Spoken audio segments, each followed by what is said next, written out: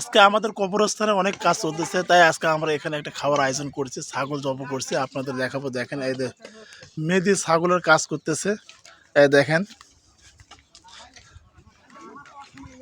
এই মেয়েদি ছাগল জবাই করে তার ছাগলের মাংস সিলাই করতেছে। এইদিকে সোহেল আবার রাজীব মাড়ি ঢোয়াচ্ছে, দেখেন। এদিকে আবার খুবই আমার পাক শাকের জন্য রেডি হয়ে আছে, সবাই কাজ করতেছে, দেখেন।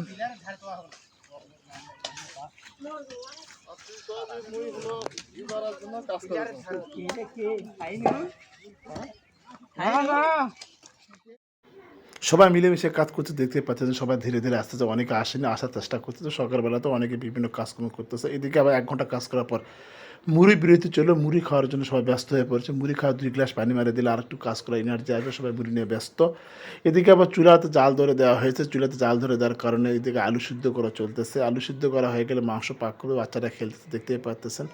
সব কিছু ভিডিও করলাম। আমরা জহরের নামাজ পড়ে আবার খাওয়ার উদ্দেশ্যে চলে গেলাম, এসে দেখলাম সবাই বসে পড়ছে, আমরাও বসে পড়লাম। আদিবাবু প্লেট দেওয়ার জন্য প্রস্তুত।